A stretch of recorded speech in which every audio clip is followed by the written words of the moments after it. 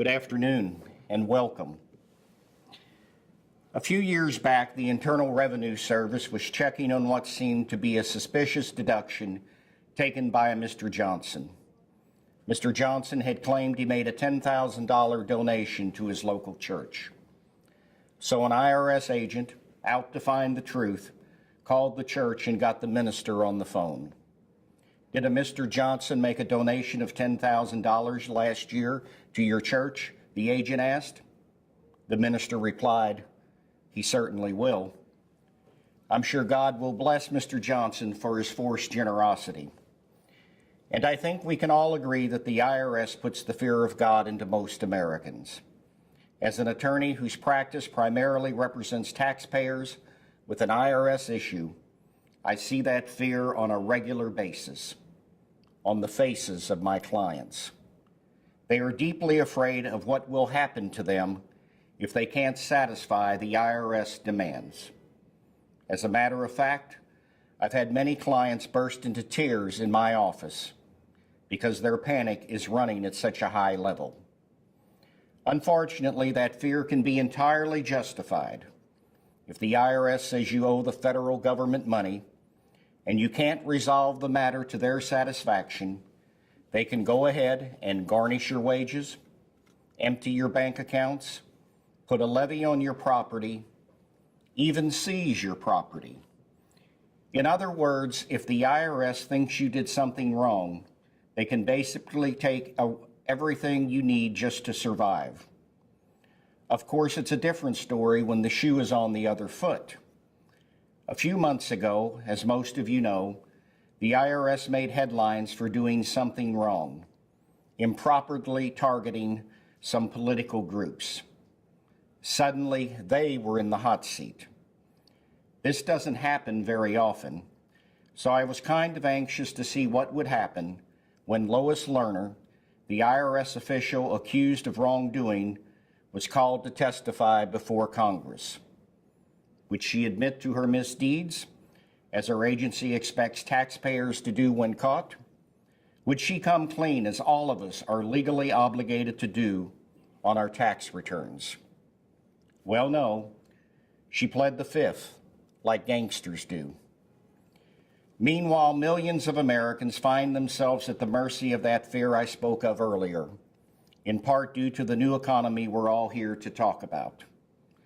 Tough economic times and financial pressures have caused more and more taxpayers in recent years to not fully comply with the IRS tax code, if, of course, they could even figure it out in the first place.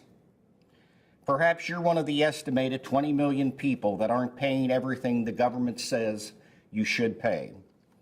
Perhaps you think you'll get away with it. After all, the IRS has almost 200 million people and businesses to oversee. To them, you're just a little bug. And when we don't notice bugs, we don't do anything about them. Of course, when we do notice one, when one starts buzzing around our heads, maybe even lands on the table in front of us, we swat it. It's the same with the IRS. Once it notices you, once it knows you haven't been paying what you're supposed to, for whatever reason, it's relentless. It keeps swatting and swatting and swatting away until it gets you. After all, it's the IRS. And if you put together the with IRS, it spells theirs. Now, if you find yourself in this nerve-wracking situation, what do? First of all, you must take action quickly, because the longer you wait to deal with the situation, the worse it will get. The IRS will immediately begin adding penalties and interest, which will accrue and cause your liability to grow by leaps and bounds. However, if you begin to negotiate with the IRS, there are ways to stop the clock and prevent that from happening. To accomplish that negotiation, your best bet is to seek professional help. If you attempt to negotiate with the IRS yourself, you may find yourself too stressed to fight for the best deal.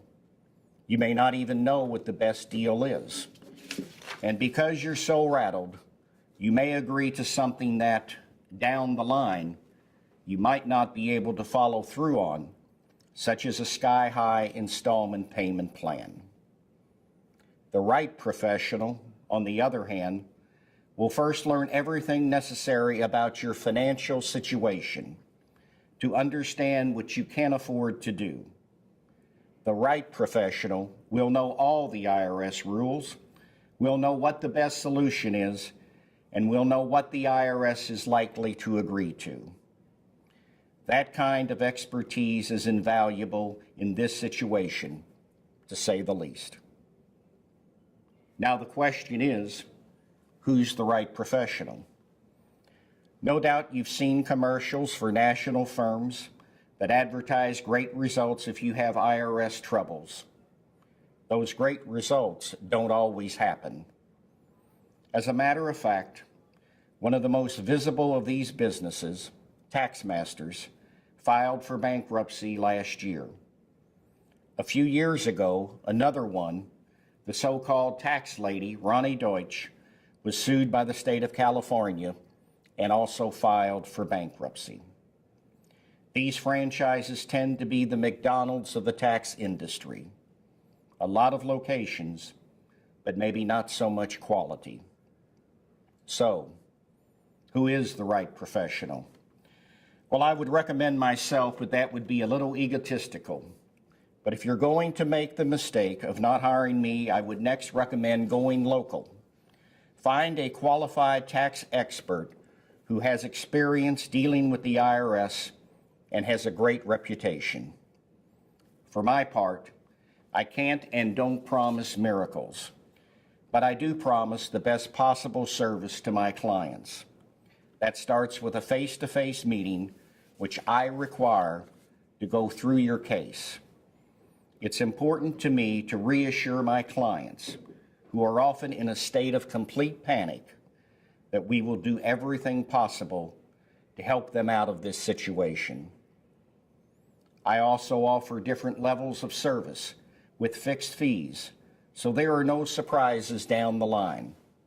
They understand how much the process will cost from beginning to end, which gives them one less thing to worry about. Should you engage our firm, you also don't have to worry about the IRS harassing you personally.